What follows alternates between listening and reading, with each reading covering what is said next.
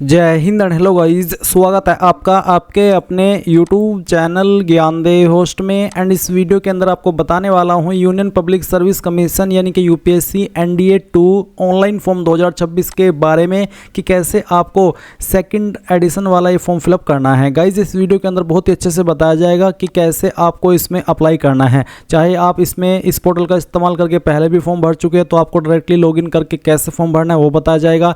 अगर आप बिल्कुल फ्रेशर है तो कैसे आपको OTR करते हुए नया अकाउंट क्रिएट करते हुए अपनी सभी जानकारी देनी है, जैसे कि कास्ट सर्टिफिकेट की जानकारी, फिर आपका फोटो, सिग्नेचर। इसके अलावा जो भी इन्फॉर्मेशन है, ये वीडियो काफ़ी लॉन्ग रहेगी, मैं बहुत ही अच्छे से आराम से एक्सप्लेन करने वाला हूँ। एक एक पॉइंट को यहाँ पर एक्सप्लेन करूँगा ताकि आपसे गलती से भी मिस्टेक ना हो, तो वीडियो को आपको पूरा देखना है। चलिए शुरू करते हैं। अगर आपने अभी तक वीडियो को लाइक शेयर नहीं किया हो तो कर दे और चैनल को जरूर सब्सक्राइब कर लेना। इसके बाद जो लिंक वीडियो को डिस्क्रिप्शन में दिया आप ओपन करेंगे, जानने को मिलेगा कि 394 पोस्ट पर ये वैकेंसी निकाली गई है और इसके फॉर्म आप लोग 9 जून 2026 तक भर पाएंगे। इसके बाद आप देखेंगे कि कौन से फोर्स के अंदर कितनी वैकेंसी है। अप्लाई करने के लिए आपको यहाँ पर ये भी देखने को मिलेगा कि क्या क्वालिफिकेशन चाहिए। बेसिकली इसमें 12वीं पास कैंडिडेट अप्लाई करेंगे। अगर आपने 12वीं फिजिक्स एंड मैथ के साथ में पास किया तो भी अप्लाई कर सकते हो और अगर बिना इसके की है तो भी आप अप्लाई कर पाएंगे। फीस की अगर बात करें तो जनरल OBC के लिए 100 और SC ST फीमेल इनके लिए कोई फीस नहीं है। फिर जो कैंडिडेट इसमें अप्लाई कर रहे हैं उनका जन्म 1 जनवरी 2008 से लेकर के 1 जनवरी 2011 के बीच में होना चाहिए। जिनका इनके इसके पहले या बाद हुआ है तो वो अप्लाई करने के लिए एलिजिबल नहीं होंगे। तो ये सभी इन्फॉर्मेशन आपने जान ली। अब आप यहाँ पर एक वीडियो देखेंगे जो कि मैंने लाइव फोटो को लेकर के ट्रिपल सिग्नेचर कैसे बनाना है उसको लेकर के बनाई है, तो आप इसको एक बार वॉच कर लेना अगर आपको कोई भी इशू आए। अब अगर आप एलिजिबल है तो इंपॉर्टेंट लिंक के सेक्शन से अप्लाई ऑनलाइन लिंक ओपन करेंगे। नाउ गाइज आपके सामने पोर्टल आ जाएगा। अब यहाँ पर आने के बाद आपको बता दूं कि अगर आपने इस वेबसाइट का इस्तेमाल करके कोई भी फॉर्म भरा है तो आपका अकाउंट बना हुआ है। आप लॉगिन के ऊपर क्लिक करेंगे, रजिस्टर्ड नंबर डालेंगे, कैप्चा कोड डाल करके सेंड OTP करेंगे, आपके नंबर पर OTP जाएगा और जैसे आप OTP डाल देंगे तो आप इसमें लॉगिन हो जाएंगे। एंड अगर गाइज आपको ईमेल पर OTP ना आए तो आपको एक बार आपका स्पैम फोल्डर चेक कर लेना है, वहाँ पर आपको OTP मिल जाता है क्योंकि इस तरह का इशूज़ इसमें आते रहते हैं। अब अगर इसमें आप फ्रेशर है, पहली बार ये इस वेबसाइट का इस्तेमाल करके कोई फॉर्म भर रहे तो आपको पहले अकाउंट क्रिएट करना होगा। इसके लिए आप अकाउंट क्रिएशन इसके ऊपर क्लिक करेंगे, यहाँ पर टिक करेंगे, प्रोसीड फॉर अकाउंट क्रिएशन इसके ऊपर क्लिक कर देंगे। अब आप यहाँ पर आपकी ईमेल आईडी एंटर करेंगे जो कि आप रजिस्टर करना चाहते हैं। उस ईमेल आईडी को आपको दोबारा डाल करके वेरीफाई करना है। यहाँ पर ये कैप्चा कोड डालना है, इसके ऊपर टिक करना है और गेट OTP यहाँ पर क्लिक करना है। अब गाइज जो आपने अभी ईमेल आईडी रजिस्टर की है उसके ऊपर एक OTP गया होगा, आपको ईमेल चेक करनी है, OTP मिल जाएगा। जैसे ही OTP मिल जाए आप यहाँ पर डालेंगे और वेरीफाई ईमेल के ऊपर क्लिक करके इसको वेरीफाई कर देंगे। अब आप यहाँ से ओके करेंगे। ओके करने के बाद सेम वे में आप आपका नंबर वेरीफाई करेंगे। तो पहले नंबर यहाँ पर डाल दीजिए और फिर उसको दोबारा डाल करके वेरीफाई कीजिए, कैप्चा कोड फिल कीजिए, यहाँ पर टिक कीजिए और गेट OTP के ऊपर क्लिक कीजिए। इसके बाद में आपके नंबर के ऊपर भी OTP जाएगा, आप यहाँ पर उसको डाल दीजिएगा और वेरीफाई मोबाइल नंबर इसके ऊपर क्लिक करके इसको वेरीफाई कर दीजिएगा। अब आप यहाँ पर एक न्यू पासवर्ड अपना बनाएंगे। पासवर्ड आपका कैसा हो उसका एग्जाम्पल आप यहाँ पर देख लीजिए।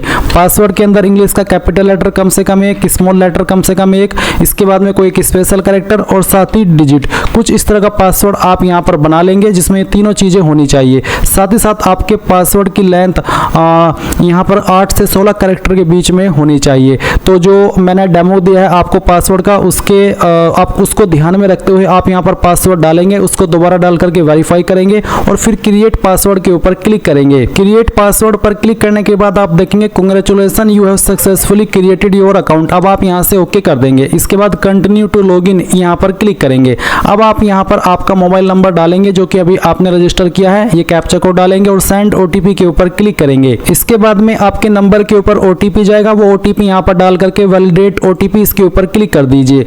अब गाइज आप यहाँ पर आपके डैशबोर्ड में आ जाएंगे, जैसे कि आप वीडियो में देख सकते हैं। आप यहाँ पर लॉग आउट और आपका registered email address and number देख पा रहे हैं। अभी आपको क्या करना है, आप यहाँ पर यूनिवर्सल रजिस्ट्रेशन इसके ऊपर क्लिक करेंगे। अब गाइज आपके सामने यहाँ पर कुछ ऐसा इंटरफेस आएगा जैसे कि आप वीडियो में देख सकते हैं। यहाँ पर आपको जो आपका नाम फिल करना है, अगर आपके नाम में 3 वर्ड है जैसे कि फर्स्ट नेम, मिडिल नेम और लास्ट नेम, तो आप यहाँ पर कैसे भरेंगे उसका एग्जांपल आपको दिया है। अगर आपके नाम में 2 वर्ड है तो आप फुल जो नेम है उसमें फर्स्ट नेम भरेंगे और मिडिल नेम खाली छोड़ देंगे and then last name enter करेंगे। और अगर आपके नाम में सिर्फ आपका सिंगल नेम है तो आप यहाँ पर सिर्फ फर्स्ट नेम भरेंगे, मिडिल नेम और लास्ट नेम हम खाली छोड़ देंगे। इसके बाद आप यहाँ पर आपकी जो 10वीं की इन्फॉर्मेशन है वो आपको 10th के सर्टिफिकेट के अकॉर्डिंग भरनी है, और जो नंबर आप यहाँ पर दे रहे हैं या जो आपने दिया है वो आधार के साथ में लिंक होना चाहिए। तो आप प्रोसीड फॉर यूनिवर्सल रजिस्ट्रेशन इसके ऊपर आप क्लिक कर दीजिए। इसके ऊपर क्लिक करने के बाद अब यहाँ पर सबसे पहले आपको आपका फर्स्ट नेम एंटर करना है। अगर मिडिल नेम है तो जैसे कि मैंने कहा आप डाल देंगे, नहीं तो खाली छोड़ देंगे। फिर जो आपका लास्ट नेम है वो आपको यहाँ पर एंटर कर देना है। उसके बाद आप यहाँ पर इसको जो नाम आपने भरा है अगेन डाल करके वेरीफाई करेंगे। पहले फर्स्ट नेम, फिर मिडिल नेम और उसके बाद में लास्ट नेम। फिर आप देखेंगे जेंडर, तो जो भी आपका जेंडर है वो आपको सेलेक्ट कर लेना है, उसको दोबारा सेलेक्ट करके वेरीफाई करना है। एंड देन जो आपकी डेट ऑफ बर्थ है वो भी आपको यहाँ पर एंटर करनी होगी। ये डेट ऑफ बर्थ भी आप आपके 10th के सर्टिफिकेट के अकॉर्डिंग ही एंटर कीजिएगा। उसको आपको यहाँ पर दोबारा से डाल करके वेरीफाई कर देनी है। ये एंटर करने के बाद देखेंगे फादर फुल नेम, तो जो आपको आपके पिताजी है उनका नाम आपको यहाँ पर एंटर करना है। पूरा नाम आप यहाँ पर एंटर कीजिएगा, उसको दोबारा डाल करके वेरीफाई कर दीजिएगा। एंड देन आपकी जो माताजी है उनका नाम आपको यहाँ पर एंटर करना है, इसको दोबारा डाल करके वेरीफाई कर देना है। इसके बाद आप यहाँ पर गार्जियन नेम, तो आपके गार्जियन कोई भी हो सकते हैं, जैसे कि आपके फादर या फिर ब्रदर या फिर आपकी बहन, कोई भी हो सकते हैं। तो जो भी है वो आप यहाँ पर एंटर कर दीजिएगा। उसके बाद में देखेंगे कंफर्म गार्जियन नेम, तो अगर आप गार्जियन नेम दे रहे हैं तो आप यहाँ पर उसको दोबारा डाल करके वेरीफाई कर देंगे, और अगर आप नहीं दे रहे तो खाली छोड़ दीजिए और उसके बाद नेक्स्ट एंड रिव्यू इसके ऊपर क्लिक कीजिए। अब जो आपने इन्फॉर्मेशन भरी है वो आपके सामने है, आप इन सभी को चेक कर लेंगे, और अगर आपको लगता है कि कोई जानकारी गलत हो गई है तो आप एडिट के ऊपर क्लिक करके एडिट कर लेना, नहीं तो सबमिट कर दीजिएगा। यहाँ पर बोला है कि do you want to submit your identity profile detail, क्या आप इसको सबमिट करना चाहते हैं? अगर हाँ तो आप यहाँ पर यस कर देंगे, फिर ये डिटेल्स आपकी सबमिट हो जाएगी। अब आपसे यहाँ पर पूछा है select from where you completed 10th class matriculation equivalent board examination, आपने आपकी 10वीं कहाँ से की है, इंडिया या फिर आउटसाइड इंडिया, जहाँ से भी की है वो आप सिलेक्ट कर लीजिए। अगर इंडिया तो इंडिया सेलेक्ट करने के बाद में यहाँ पर आपको बताना है कि आपने कौन सी स्टेट से आपकी 10वीं की है, फिर आपको यहाँ पर आपकी स्टेट को दोबारा सेलेक्ट करके वेरीफाई करना है। फिर 10th class matriculation board name, तो बेसिकली आपको बताना कि किस बोर्ड से की है, तो जो भी बोर्ड नेम है आपका सेलेक्ट कर लीजिए, उसको दोबारा सेलेक्ट करके वेरीफाई कर लीजिए। किस साल के अंदर आपने पास कर ली थी वो आपको यहाँ पर एंटर करना है, दोबारा से इस ईयर को आपको यहाँ पर डाल करके वेरीफाई करना होगा। फिर आप यहाँ पर देखेंगे passing certificate number as per 10th class certificate, basically आपको आपका सर्टिफिकेट नंबर डालना है, 10वीं का आपको सर्टिफिकेट चेक करना है, उसके ऊपर आपको ये सर्टिफिकेट नंबर मिल जाएगा, तो उसको दोबारा डाल करके आप यहाँ पर वेरीफाई कर देना। उसके बाद में आप 10वीं का जो भी रोल नंबर था वो आप यहाँ पर एंटर करेंगे, इसको दोबारा डाल करके आप यहाँ पर वेरीफाई कर देंगे। फिर 10th class matriculation equivalent certificate issue date, यानी कि जो आपका सर्टिफिकेट है कब जारी हुआ था वो डेट आपको यहाँ पर एंटर करनी है। ये डेट भी आपको आपके सर्टिफिकेट के ऊपर ही देखने को मिल जाएगी, इसको दोबारा डाल करके आप यहाँ पर वेरीफाई कर दीजिएगा। इसके बाद आप यहाँ पर देखेंगे grade system as per board certificate, यानी कि आपका जो नंबर था 10वीं का वो किसके अंदर था, CGPA या फिर आपको बोला है certificate only require a pass and where marks not given, यानी कि अगर आपके सर्टिफिकेट में मार्क्स नहीं दिए गए थे, जिन्होंने कोरोना टाइम में किए थे और उनको सिर्फ सर्टिफिकेट मिला है, तो वो ये वाला ऑप्शन सेलेक्ट कर सकते हैं। और अगर आपके नंबर परसेंटेज में है तो आप यहाँ पर परसेंटेज मार्क्स ये वाला ऑप्शन सेलेक्ट कर लीजिएगा, और उसके बाद में जो आपकी परसेंटेज थी वो आप यहाँ पर डाल दीजिएगा। इसके बाद आप यहाँ पर आप 10th का सर्टिफिकेट अपलोड करेंगे, जिसका साइज 50 से 300 KB के बीच में होना चाहिए और फॉर्मेट PDF का रहना चाहिए। साथ ही साथ जो आप फाइल को नाम देंगे वो आप देंगे बोर्ड अंडरस्कोर सर्टिफिकेट, और ये जो फाइल है वो PDF के फॉर्मेट में अपलोड करनी है। तो अगर आपकी फाइल इमेज के अंदर है तो आप उसको PDF में कैसे अपलोड करेंगे वो जान लीजिए। आप गूगल के अंदर आएंगे और सर्च करेंगे इमेज टू PDF, ये सर्च करने के बाद पहले वाली वेबसाइट ओपन कर लेंगे, सिलेक्ट JPG इमेज के ऊपर क्लिक करेंगे, और जो आपका 10th का सर्टिफिकेट है वो फाइल सिलेक्ट करके वो यहाँ पर ओपन कर लेंगे, कन्वर्ट टू PDF पर क्लिक करेंगे, डाउनलोड PDF के ऊपर क्लिक करके इस फाइल को डाउनलोड कर लेंगे, और उसके बाद में आप यहाँ पर इसमें जो फाइल नेम है वो देंगे बोर्ड अंडरस्कोर सर्टिफिकेट, जैसे कि आप यहाँ पर वीडियो में देख सकते हैं, मैं इसको हाईलाइट कर दे रहा हूँ। तो ये नाम आपको फाइल का देना है, और जैसे ही आप यहाँ पर फाइल सेलेक्ट कर लेंगे, जैसे कि अगेन मैं आपको दिखाता हूँ सेलेक्ट करके, चलिए मैं यहाँ पर आता हूँ, मैंने इसको जो नाम है वो दिया है ये वाला, फिर मैं इसको ओपन करता हूँ और आप देखेंगे कि आपकी फाइल अपलोड हो चुकी है। आप प्रीव्यू के ऊपर क्लिक करके इसको व्यू भी कर सकते हैं। फिर आप यहाँ पर नीचे इसके ऊपर टिक करेंगे और नेक्स्ट एंड रिव्यू इसके ऊपर क्लिक करेंगे। अब जो आपने इन्फॉर्मेशन यहाँ पर भरी है वो आपके सामने है, आप सभी इन्फॉर्मेशन चेक कर लीजिए, और जब आपको लगे कि यहाँ सभी इन्फॉर्मेशन सही है तो आप यहाँ पर सबमिट कर देंगे और यहाँ से यस कर देंगे। यस करने के बाद ये इन्फॉर्मेशन आपकी सेव हो जाएगी। अब आपसे पूछा है has Aadhaar card card been issued to you, क्या आपका आधार कार्ड रिसीव आपको हो चुका है, आपके पास है? Yes I have Aadhaar card and consent to verification through virtual ID, या फिर I don't want to proceed with Aadhaar verification. और पहला है कि yes I have been issued Aadhaar card and consent to proceed for verification. तो अगर आपके पास आधार है और आप उसके माध्यम से कंसेंट देना चाहते हैं अपना, तो इसके ऊपर टिक कर दीजिएगा। फिर जो आधार नंबर है वो यहाँ पर डाल दीजिएगा, एक कैप्चा कोड फिल कीजिएगा और गेट आधार ओटीपी इसके ऊपर क्लिक कीजिएगा। गाइज जैसे ही आप आधार ओटीपी वेरीफाई कर देंगे तो आप अगले इंटरफेस पर आएंगे। पर यहाँ पर अगर आपके पास आधार नहीं है या फिर आप यहाँ पर आधार वेरिफिकेशन नहीं करना चाहते, I don't want to proceed with Aadhaar verification, आप ये माध्यम सेलेक्ट कर लेंगे और उसके बाद में नेक्स्ट के ऊपर क्लिक करेंगे। फिर आप यहाँ पर कोई एक अन्य आईडी भी दे सकते हैं। जो कैंडिडेट यहाँ पर आधार कार्ड की इन्फॉर्मेशन न देकर के किसी और आईडी से आगे बढ़ रहे हैं, उनको एग्जाम सेंटर पर नॉर्मल कैंडिडेट से 1 घंटा पहले पहुंचना होगा। तो जो भी आप दे रहे हैं वो आप यहाँ पर सिलेक्ट कर लीजिए इनमें से आईडी, फिर उसका नंबर यहाँ पर डाल दीजिए और उस आईडी को आपको यहाँ पर अपलोड कर देना है, जिसका फॉर्मेट जेपीजी का रखा है और साइज 20 से 200 केबी के बीच में होना चाहिए। गाइज यहाँ पर जो आप आईडी अपलोड करेंगे उसका जो नाम देना है फाइल का, वो आपको ID_कार्ड ये देना है और फिर अपलोड फोटो ID कार्ड इसके ऊपर क्लिक करके आप इसको यहाँ पर सेव कर देना और उसके बाद आप यहाँ पर नेक्स्ट एंड रिव्यू इसके ऊपर क्लिक करेंगे। फिर जो आपकी डिटेल्स है वो वेरीफाई होगी, आप इसको चेक करके सबमिट कर देना और यहाँ से यस कर देना। उसके बाद आप ओके करेंगे। ओके करने के बाद ये इन्फॉर्मेशन आपके सामने आएगी। जो भी इन्फॉर्मेशन आपने यहाँ पर अभी तक भरी है वो सभी आपके सामने है। अगर आप इन भरी हुई जानकारी को ये देख रहे हैं कि हाँ मैंने सभी जानकारी भर ली है और लॉक करना चाहते हैं, तो आप यहाँ पर लॉक एंड सबमिट इसके ऊपर क्लिक करके इसको सबमिट कर देंगे। और अगर आप एडिट करना चाहते हैं, कोई जानकारी गलत हो गई है, तो एडिट के ऊपर क्लिक करके एडिट कर लेना, नहीं तो आप लॉक एंड सबमिट इसके ऊपर क्लिक करेंगे। इसके बाद आप यहाँ पर यस कर देंगे और आप देखेंगे do you want to lock and generate universal registration number, क्या आप बिल्कुल लॉक करना चाहते हैं और अपना रजिस्ट्रेशन नंबर जो कि है यूनिवर्सल वाला उसको जनरेट करना चाहते हैं, तो आप यस प्रोसीड इसके ऊपर क्लिक कर दीजिए। अब आपको यूआरएन नंबर मिल चुका है, यूआरएन मतलब यूनिवर्सल रजिस्ट्रेशन नंबर, तो आप इसको नोट कर लीजिएगा। अब आप यहाँ से ओके कर दीजिए। ओके करने के बाद आप देखेंगे proceed for common application form. अब गाइज आप यहाँ पर कॉमन एप्लीकेशन फॉर्म की जानकारी भरेंगे। इसके लिए आपको proceed for common application form इसके ऊपर क्लिक करना है। इसके ऊपर क्लिक करने के बाद आप यहाँ पर जो आपकी पर्सनल प्रोफाइल है पहले उसकी जानकारी भरेंगे। मैंने पहले से ही इस वेबसाइट के ऊपर OTR करके रखा है, इसलिए मेरी जानकारी यहाँ पर पहले से भरी हुई है और मैं यहाँ पर आपकी सहूलियत के लिए अपनी जानकारी को एडिट करके दिखाऊंगा कि कहाँ पर आपको क्या जानकारी भरनी है, ताकि आप बहुत ही अच्छे से अपनी इस जानकारी को भर सके। तो चलिए मैं यहाँ पर एडिट के ऊपर क्लिक करता हूँ। जब आप पहली बार OTR कर रहे होंगे तो आपको यहाँ पर कुछ ऐसा इंटरफेस देखने को मिलेगा, जहाँ पर आपको सबसे पहले बताना है पैलेस ऑफ बर्थ, जिसमें कि पूछा कि is your palace of birth in India और अब्रॉड, यानी कि क्या आप इंडिया के निवासी या फिर आउटसाइड इंडिया, तो आप इंडिया सेलेक्ट कर लेंगे। उसके बाद आपको आपकी स्टेट सेलेक्ट करनी होगी और उसके बाद फिर जो आपकी डिस्ट्रिक्ट है वो भी आप सिलेक्ट कर लेंगे। देन यहाँ पर आपको आपके विलेज, टाउन, सिटी जो भी है उसका नाम डालना है, आपके पोस्ट ऑफिस का नाम यहाँ पर फिल करना है, फिर यहाँ पर आपका जो भी पिन कोड है वो आपको डाल देना है।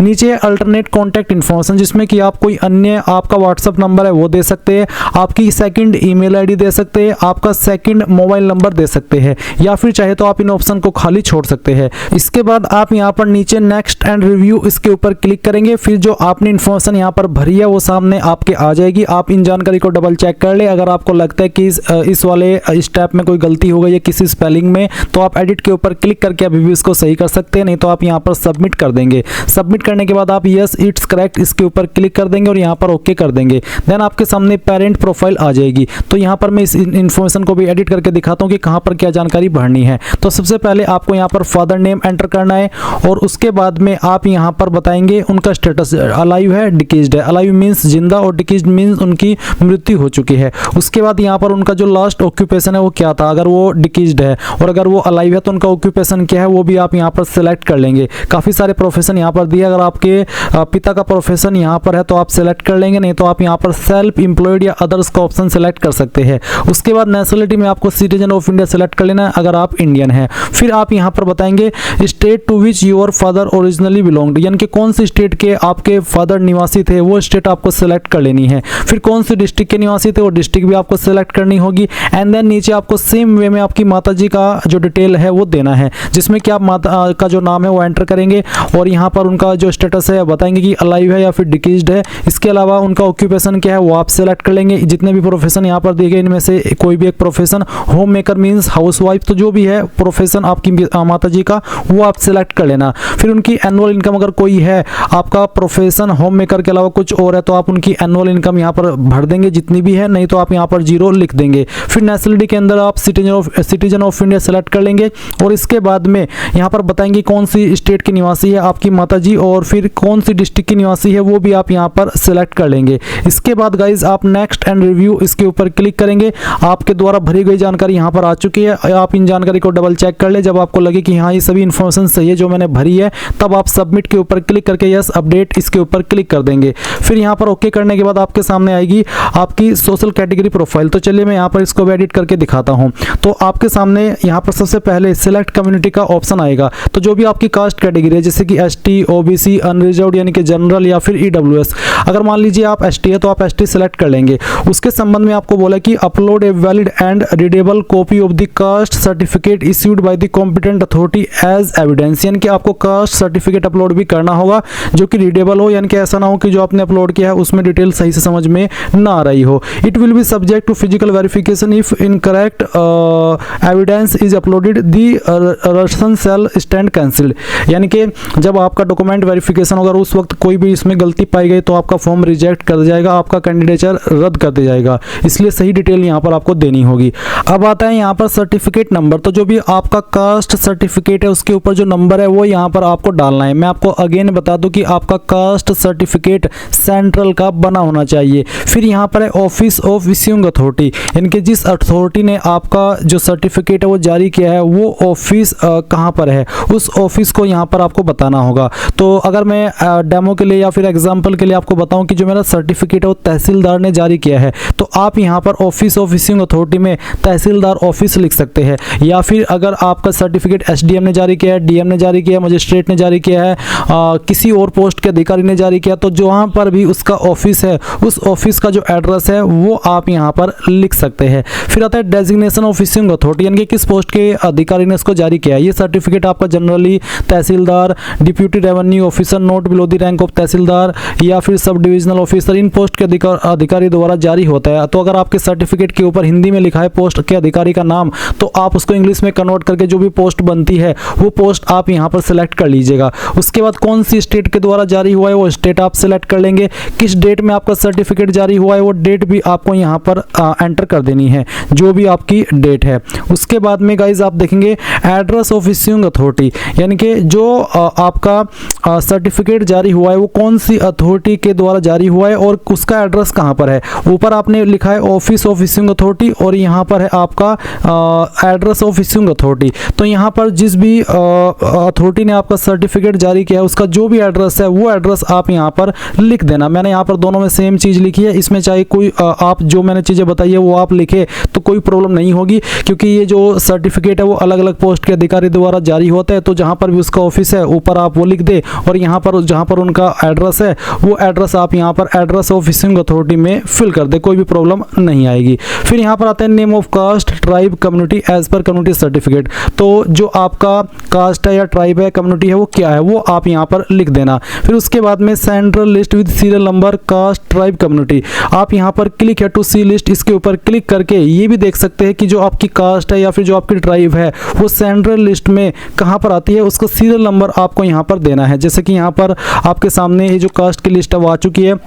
अब आप इसमें अपनी स्टेट में जाना, जैसे कि मैं अपनी स्टेट में जाऊंगा तो अपनी स्टेट में जाने के बाद में आपको यहाँ पर अपनी कास्ट को देख लेना है और जहाँ पर आपकी कास्ट है और उसके सामने जो नंबर लिखा है जैसे कि 33 34 इस तरह से वो नंबर आप यहाँ पर फिल कर देंगे। और अगर गाइज आपको यहाँ पर आपका जो सीरियल नंबर है कास्ट का ट्राइब का वो ढूंढने में प्रॉब्लम हो रही है तो जो आपका कास्ट सर्टिफिकेट है वो आपको चेक करना है। मैं अभी आपको यहाँ पर जो एक कास्ट सर्टिफिकेट दिखा रहा हूँ ये सेंट्रल का है ओबीसी का। इसमें देख सकते हैं यहाँ पर एक लाइन है कि this is also to clarify that he she does not belong to the persons sections creamy layer mentioned in column 3 of the schedule to the government of India, यानी कि यहाँ पर जो नंबर आता है वो नंबर यहाँ पर 3 दिया है कॉलम 3। तो आप यहाँ पर जो आपकी डिटेल है उसमें इस तरह से जो सीरियल नंबर है कास्ट का ट्राइब का कम्युनिटी का वो फिल कर देना। ये मैंने आपको ओबीसी का दिखाया और इसी वीडियो के अंदर मैं आगे आपको बताऊंगा कि अगर आप ओबीसी है तो कैसे आपको कास्ट सर्टिफिकेट की जानकारी भरनी है। अब आपने इन्फॉर्मेशन भर थर्ड दिन नीचे की तरफ आप आएंगे तो आप यहाँ पर इसमें देखेंगे आपको आपका सर्टिफिकेट भी अपलोड करना है, जिसका साइज 50 से 300 KB के बीच में होना चाहिए।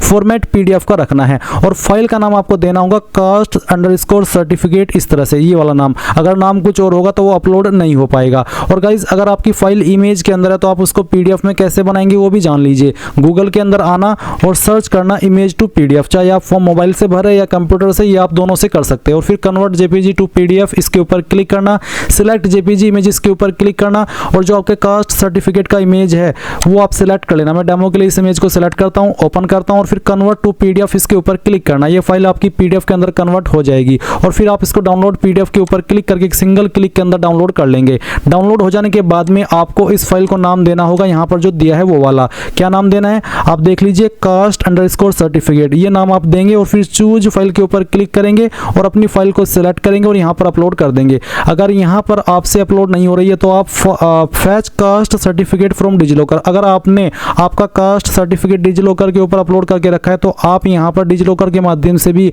आपका कास्ट सर्टिफिकेट फैच करा सकते हैं। और फिर जब आप यहाँ पर सर्टिफिकेट अपलोड कर दे तो प्रीव्यू के ऊपर क्लिक करके आप उसको देख भी सकते हैं। और फिर आप यहाँ पर टिक करके यहाँ पर जो आपका रिव्यू एंड सबमिट है इसके ऊपर क्लिक करेंगे। अब गाइज ये इन्फॉर्मेशन तो मैंने दी है ST कैटेगरी कैंडिडेट के लिए। अगर आप OBC है तो आप यहाँ पर कैसे इन्फॉर्मेशन भरेंगे वो जान लीजिए। आप यहाँ पर सेलेक्ट कम्युनिटी में OBC सेलेक्ट कर लेंगे। उसके बाद में पूछ जाएगा कि क्या आप क्रीमी लेयर में आते हैं या फिर नहीं आते हैं। अगर आते हैं तो यस करेंगे और फिर यहाँ पर यस करने पर आपको बोला कि if your father is in service indicated the post held by him, if retired indicate last post held by him. यानी कि अगर आपके फादर सर्विस में है तो आपको बताना है कि उनकी लास्ट पोस्ट कौन सी थी, या अगर अभी कर रहे हैं तो फिर भी आपको उनकी पोस्ट बतानी होगी। अदरवाइज आप यहाँ पर नॉट एप्लीकेबल लिख सकते हैं अगर वो किसी सर्विस में नहीं है। और अगर आप क्रीमी लेयर में नहीं आते तो आप यहाँ पर नो करेंगे और उसके बाद में यहाँ पर आपका कास्ट सर्टिफिकेट नंबर डालेंगे। अभी जो आप वीडियो में देख सकते हैं कास्ट सर्टिफिकेट है जो कि सेंट्रल का ही है, OBC का।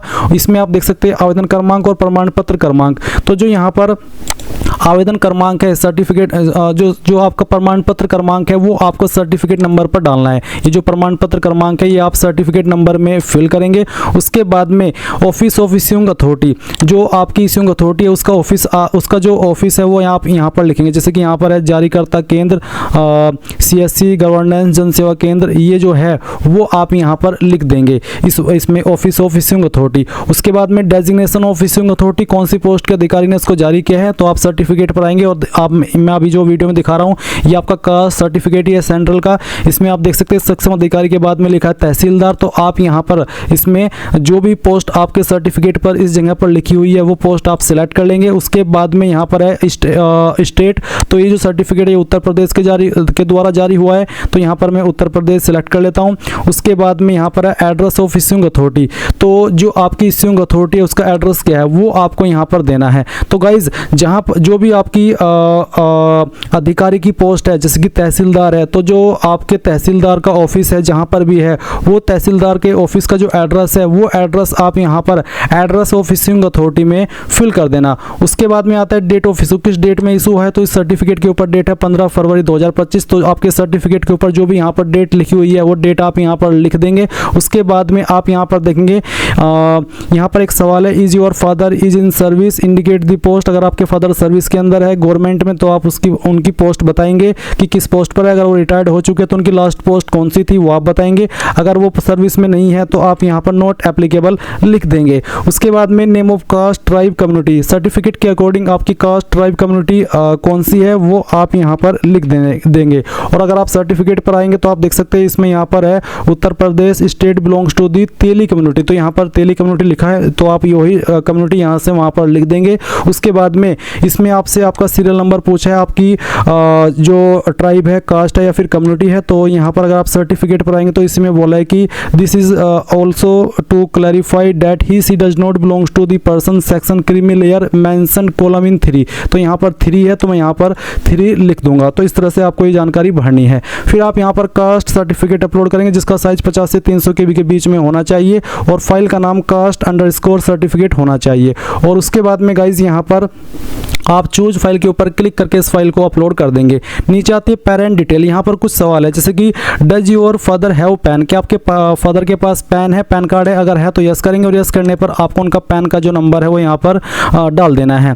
और उसके बाद में does your father have Aadhaar number, तो आप यहाँ पर यस करके उनका आधार नंबर डाल देंगे। क्या आपके माता जी के पास भी पैन नंबर है, तो आप यस करके उनका पैन कार्ड का नंबर डाल देंगे।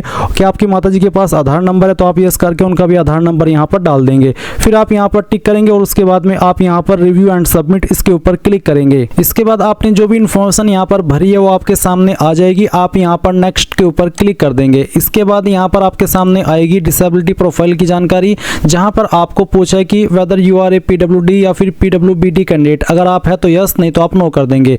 उसके बाद में यहाँ पर have you ever been recommended as a PWD या फिर PWBD candidate in any exam conducted by UPSC in the past, यानी कि क्या पास्ट में आप कभी रिकमेंड किए गए पीडब्ल्यूडी या फिर पीडब्ल्यूडी कैंडिडेट के रूप में जो कि यूपीएससी के द्वारा कंडक्ट किया गया हो। अगर हाँ तो यस, नहीं तो आप नो करेंगे। फिर यहाँ पर डिक्लेरेशन के ऊपर टिक करके आपको नेक्स्ट एंड रिव्यू के ऊपर क्लिक करना है और यहाँ से फिर आप इसको सबमिट कर देंगे और फिर यस इट्स करेक्ट इसके ऊपर क्लिक करेंगे। उसके बाद आपके सामने आपके एड्रेस की इन्फॉर्मेशन आ जाएगी। तो आप यहाँ पर इसमें एड्रेस की इन्फॉर्मेशन भरेंगे। पहले है माई एड्रेस, तो पहले आपको आपका खुद का एड्रेस भरना है। तो house number, apartment, building, street क्या है वो आप यहाँ पर लिखेंगे। आपकी स्टेट आपको यहाँ पर सिलेक्ट कर लेनी है। आपकी होम डिस्ट्रिक्ट आपको सिलेक्ट कर लेनी है। फिर आपका विलेज, टाउन, सिटी क्या है वो आपको यहाँ पर भर देना है। फिर आपका पिन कोड यहाँ पर आपको डालना है। आपका पोस्ट ऑफिस यहाँ पर लिख देना है। नीचे एक लाइन है कि is your permanent address same as correspondence address, यानी कि क्या आपका परमानेंट एड्रेस और जो आपका प्रेजेंट एड्रेस है वो सेम है। अगर हाँ तो यस, नहीं तो आप नो कर देंगे।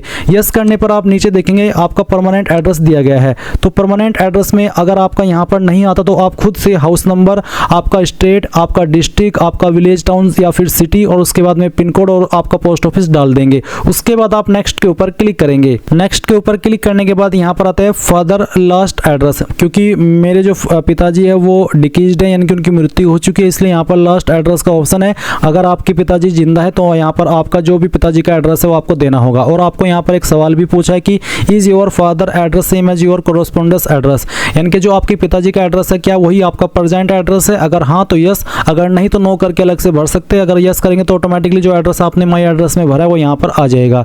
तो यहाँ पर आपका हाउस नंबर, आपका स्टेट, आपकी डिस्ट्रिक्ट, आपका विलेज, टाउन या सिटी, आपका पिन कोड और आपका पोस्ट ऑफिस आ जाएगा। फिर आप नेक्स्ट के ऊपर क्लिक करेंगे।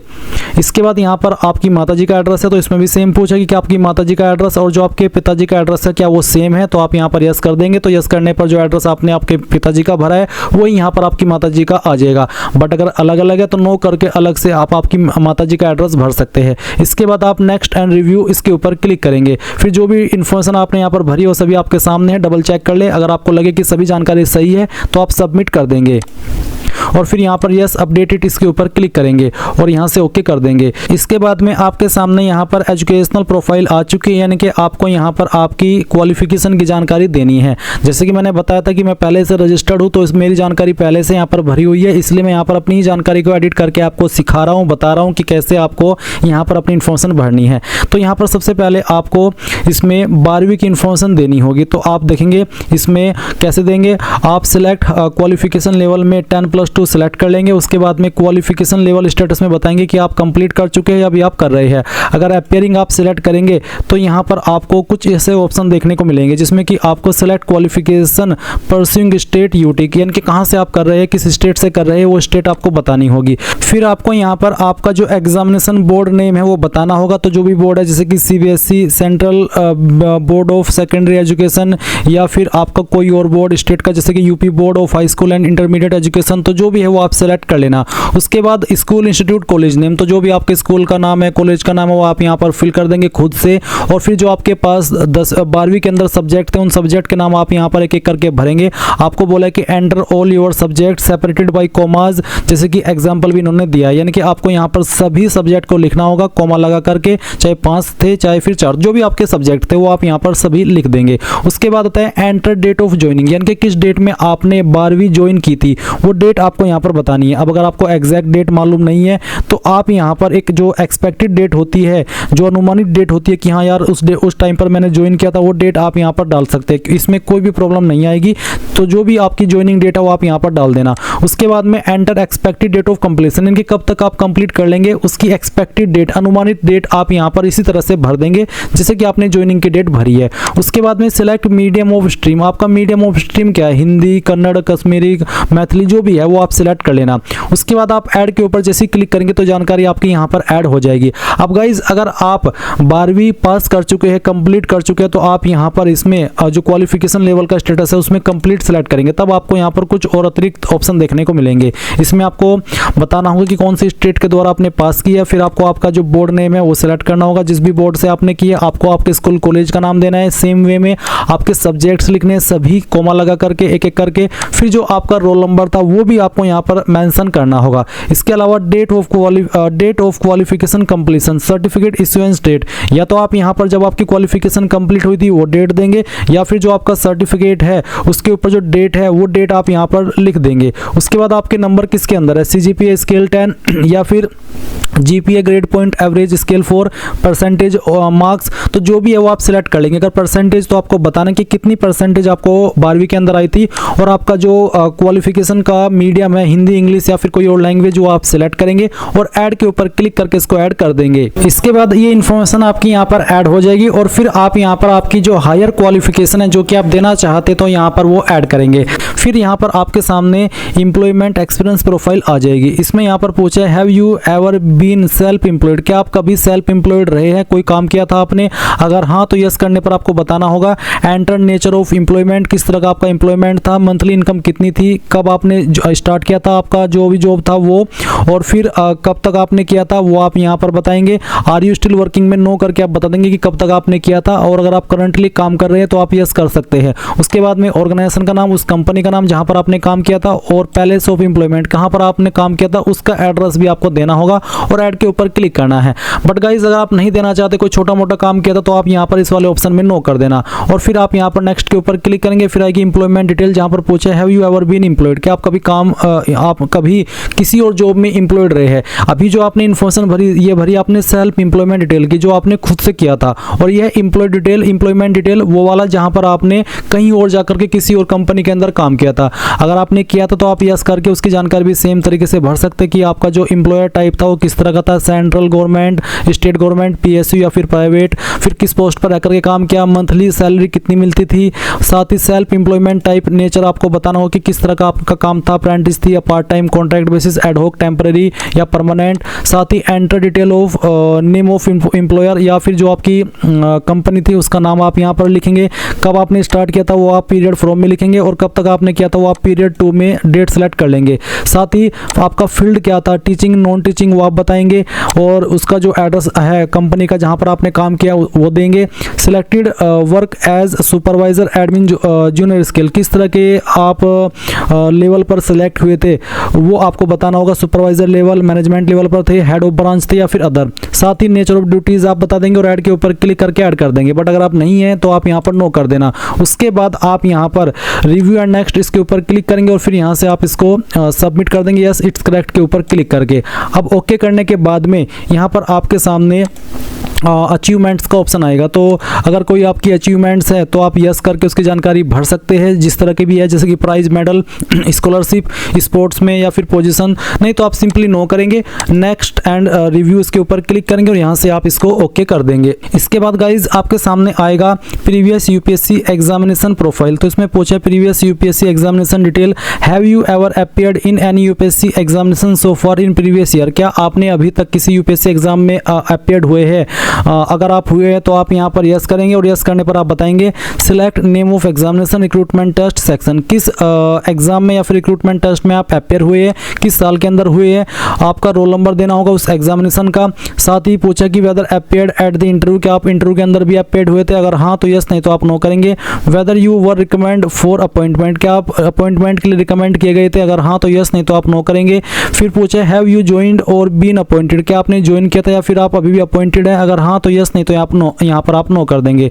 बट गाइज अगर आप अपीयर नहीं हुए यूपीएससी के एग्जाम में अभी तक किसी भी साल में तो आप यहाँ पर नो कर देंगे और नेक्स्ट के ऊपर क्लिक करेंगे। फिर एट डिपार्टमेंट डिटेल, क्या आपको किसी एग्जाम में से निकाला गया है, ब्लैक लिस्ट किया गया यूपीएससी के द्वारा, अगर हाँ तो यस करके उसकी जानकारी देंगे, नहीं तो आप नो करके यहाँ पर नेक्स्ट एंड रिव्यू इसके ऊपर क्लिक करके यहाँ से आप इसको सबमिट करेंगे और यहाँ से यस कर देंगे। अब गाइज आपके सामने यहाँ पर फोटो एंड सिग्नेचर का सेक्शन आ चुका है। इसमें गाइज रिसेंटली एक बार फिर से एक अपडेट आया है। पहले इसमें सिर्फ लाइव फोटो और जो आपका फोटो सिग्नेचर है वो लिया जाता था। बट अभी यहाँ पर इसमें एक और अपडेट आया जिसके चलते आप यहाँ पर ट्रिपल सिग्नेचर अपलोड करेंगे। ये ट्रिपल सिग्नेचर क्या है और किन चीज़ का ध्यान रखते हुए आपको इसको अपलोड करना है, ये सब जानकारी इस वीडियो के अंदर अच्छे से एक्सप्लेन की जाएगी, तो वीडियो को आपको पूरा देखना है। तो पहले तो आप यहाँ पर आपका लेटेस्ट फोटोग्राफ अपलोड करेंगे जिसका साइज 20 से 200 KB के बीच में होना चाहिए। फॉर्मेट JPG का रखा है और फोटो फाइल नेम यहाँ पर फोटो होना चाहिए, जैसे कि आप यहाँ पर देख सकते हैं। और किस तरह का फोटो एक्सेप्ट होगा आप देख लीजिए। ये जो ऊपर की तरफ फोटो है इस तरह का एक्सेप्ट होगा और बाकी नीचे जितने भी फोटो यहाँ पर मेंशन किए गए हैं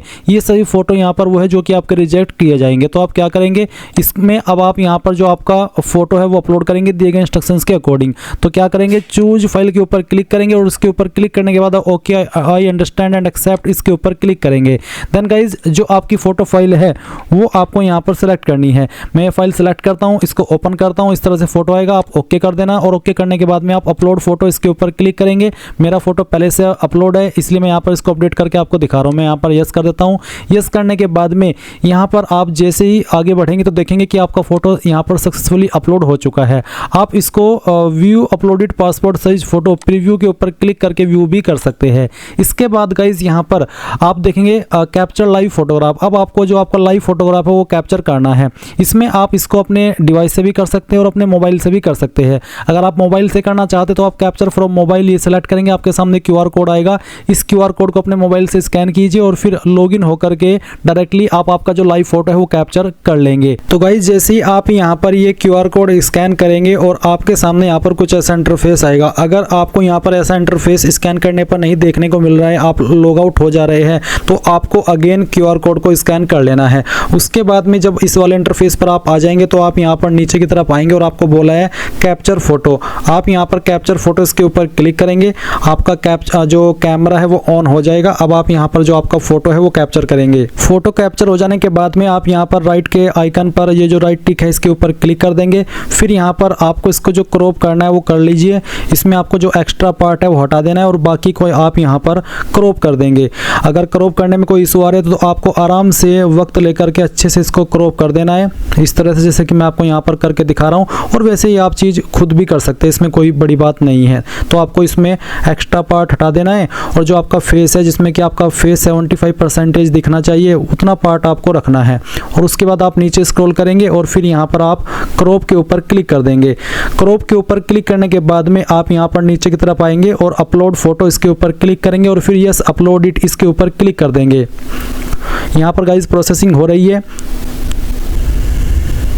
और देख लीजिए your live photo has been uploaded successfully, please visit web portal and press view photo button to get uploaded photo. अब यहाँ पर गाइज आपको आपका सिग्नेचर अपलोड करना है। इसमें यहाँ पर बोला है अपडेट ट्रिपल सिग्नेचर या फिर अपलोड ट्रिपल सिग्नेचर। अब ये ट्रिपल सिग्नेचर क्या है पहले आप ये समझ लीजिए। आपको यहाँ पर इसकी गाइडलाइंस दी गई है, आप देख सकते हैं acceptable format specimen of signature. इसमें आपके 3 सिग्नेचर इस तरह से आपको करने हैं। सिग्नेचर यहाँ पर तरीका एक ही रहेगा, जैसे कि आप देख सकते हैं फॉर्मेट JPG का और साइज 20 से 100 KB के बीच में रहना चाहिए और डायमेंशन आपका 350 से लेकर के 500 पिक्सल के बीच में रहना चाहिए। आप यहाँ पर देख लीजिए कि किस तरह का जो ट्रिपल सिग्नेचर है वो रिजेक्ट किया जाएगा। आपको एक ब्लैंक पेपर यानी कि कोरा कागज लेना है और उस पर आप देख सकते हैं कि इस तरह से अपने सिग्नेचर करने, जैसे कि आप वीडियो में देख सकते हैं।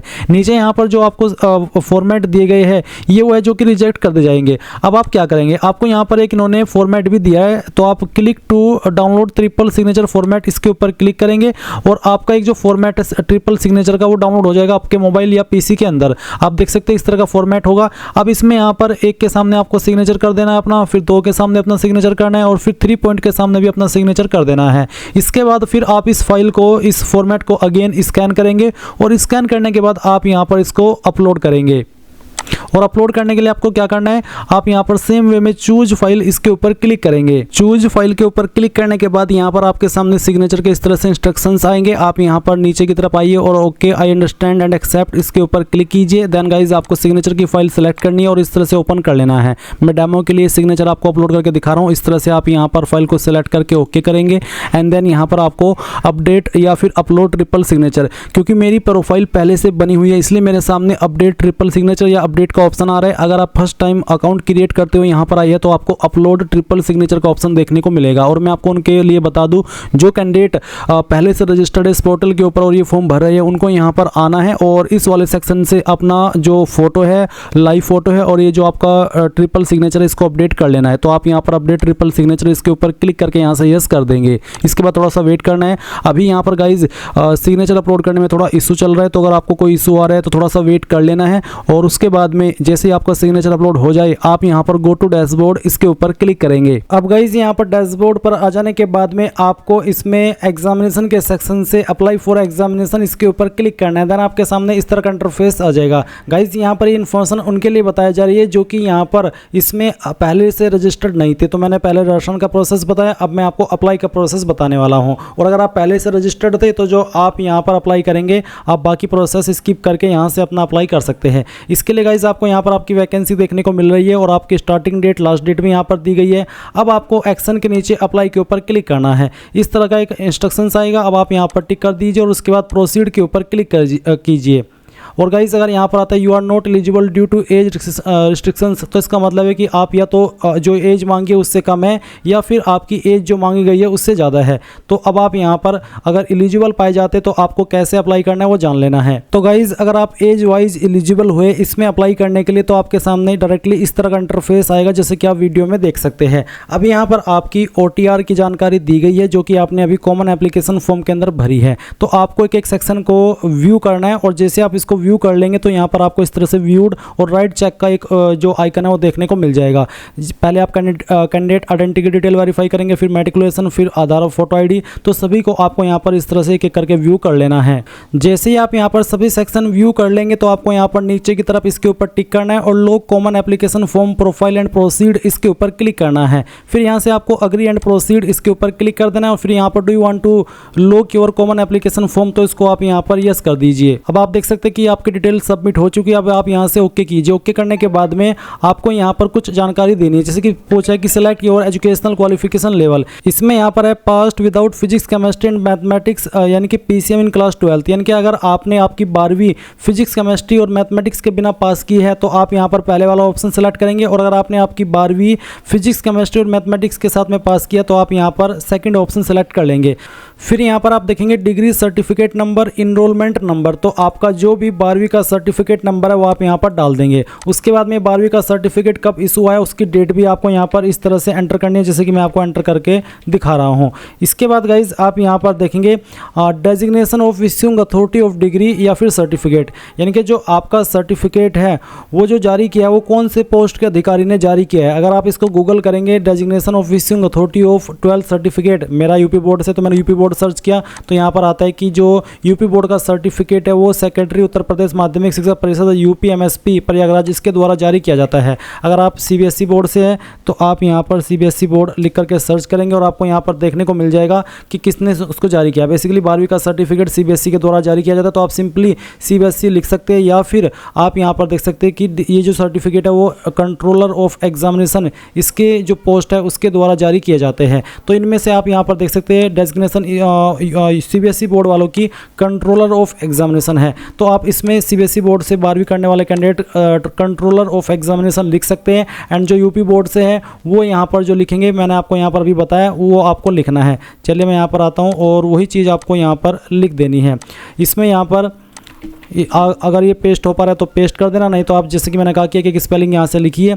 और अगर फुल फॉर्म जब आप लिख रहे हो और यहाँ पर स्पेस कम बच जाता है तो आप शॉर्ट फॉर्म में भी लिख सकते हैं। उसके बाद full address of issuing authority of degree certificate, यानी कि जिस पोस्ट के अधिकारी ने आपका सर्टिफिकेट जारी किया है उसका फुल एड्रेस। अब अगर आप जैसे कि CBSE बोर्ड से तो आपको CBSE बोर्ड का एड्रेस यहाँ पर डाल देना है। अगर आप यहाँ पर यूपी बोर्ड से किया तो यूपी बोर्ड का जो एड्रेस है वो प्रयागराज है तो आप यहाँ पर प्रयागराज लिख दीजिएगा जो भी आपका बोर्ड है। और उसके बाद में आपको इसको यहाँ पर अपलोड भी करना है। और जो फाइल देनी है वो देनी है secondary_board_certificate सर्टिफिकेट और PDF फॉर्मेट में अपलोड करना होगा। साइज 50 KB से 300 KB के बीच में हो। अगर ये इमेज में है तो आप उसको PDF में कैसे बनाएंगे जान लीजिए। गूगल में आना, सर्च करना इमेज टू PDF, पहले वाली वेबसाइट ओपन करना, सिलेक्ट JPG इमेजेस इसके ऊपर क्लिक करना और जहाँ पर भी आपका सर्टिफिकेट है 12वीं का वो सर्टिफिकेट आपको यहाँ पर सेलेक्ट कर लेना है, जैसे कि मैं आपको दिखाता हूँ। और फिर इसको ओपन करना है, कन्वर्ट टू PDF के ऊपर क्लिक करना है। एक क्लिक के अंदर ये फाइल PDF के अंदर बन जाएगी और जैसे ये PDF के अंदर बन जाए तो गाइज आप इस फाइल को ये वाला नाम दे देंगे जो कि यहाँ पर आपको बताया है, और फिर आप उस फाइल को यहाँ पर अपलोड कर देंगे। देन गाइज यहाँ पर पूछा कि हैव यू एवर स्टडीड और आर यू स्टडिंग इन ए सैनिक मिलिट्री स्कूल, यानी कि क्या तो या तो आप पहले कभी पढ़े हो सैनिक मिलिट्री स्कूल के अंदर या फिर अभी आप पढ़ रहे हो। अगर आप पढ़ रहे हो तो आप यस कर देंगे, नहीं तो आपको नो करना है। फिर पूछे कि क्या आप जो JCO होते हैं, NCO होते हैं या अदर रैंक के ऑफिसर होते हैं, आप यहाँ पर उनकी फैमिली से बिलोंग करते हैं।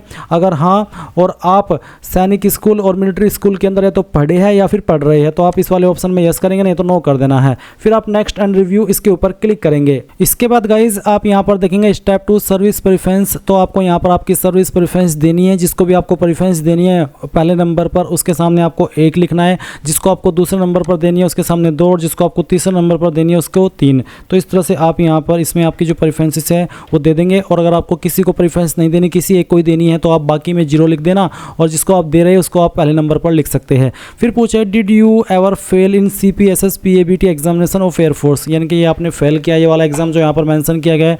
अगर हाँ तो यस, नहीं तो आप नो कर देंगे। Would you like to consider for air force GDO, क्या जो GDO एयरफोर्स की पोस्ट है उसके लिए भी आप अपने आप को कंसिडर कराना चाहते हैं। अगर हाँ तो यस, नहीं तो आप नो कर देंगे। ये आपकी चॉइस है फुल्ली, इसमें चाहे यस करे चाहे नो करे। अब आपसे पूछे कि do you want to available your personal information, basically है कि क्या आप अपनी इन्फॉर्मेशन UPSC को देना चाहते हैं ताकि आपको फ्यूचर में जॉब रिलेटेड आपको मैसेज या ईमेल सेंड करते रहे। अगर हाँ तो यस, नहीं तो आप नो कर सकते हैं। अब आप नेक्स्ट एंड रिव्यू इसके ऊपर क्लिक करेंगे, और इसके बाद जो इन्फॉर्मेशन अभी आपने भरी वो आप देख सकते हैं। मैं आपको यहाँ पर दिखा देता हूँ कि मैंने अपनी 12वीं की इन्फॉर्मेशन कैसे भरी है। आप देख सकते हैं इसमें डेट ऑफ इशू क्या है, फिर designation of issuing authority of degree certificate. तो यहाँ पर मेरा जो सर्टिफिकेट है यानी कि यूपी बोर्ड का certificate generally UP MSP Prayagraj के द्वारा जारी होता है, और इसका जो एड्रेस है आपको फुल एड्रेस बोला गया तो फुल एड्रेस मैंने डाल दिया है। अगर आपने CBSE बोर्ड से किया है तो जो CBSE बोर्ड का फुल एड्रेस है वो आप यहाँ पर गूगल करके लिख देना। फिर यहाँ पर आपको बाकी की इन्फॉर्मेशन देखने को मिल रही है। अब आप नेक्स्ट एंड सबमिट इसके ऊपर क्लिक करेंगे और यहाँ से यस कर देंगे। इसके बाद अगेन यस करेंगे और फिर यहाँ से ओके कर देंगे। अब आपसे यहाँ पर एग्जाम सेंटर पूछा है तो इन लोकेशन में से किसको आप पहली प्रेफरेंस देना चाहते हैं एग्जाम के लिए, वो आपको यहाँ पर सिलेक्ट कर लेना है। फिर नीचे की तरफ आएंगे और नेक्स्ट एंड रिव्यू इसके ऊपर क्लिक करेंगे। अब गाइज यहाँ पर अगेन नेक्स्ट एंड सबमिट इसके ऊपर क्लिक करके I have read the declaration and agree इसके ऊपर आप क्लिक करेंगे। अब आप देखेंगे कि आपका फॉर्म सबमिट हो चुका है। अब आप यहाँ पर देखेंगे did you get your preferred national defence academy and Naval academy 2 2026 examination centre, यानी कि आपको आपका सेंटर मिल चुका है। तो यहाँ पर मैं इसमें यस कर देता हूँ क्योंकि इसमें मेरे सामने देहरादून का ऑप्शन था और वो अवेलेबल भी था, क्योंकि जैसे जैसे फॉर्म भरते जाएंगे ऐसे ऐसे सेंटर फुल होता जाएगा।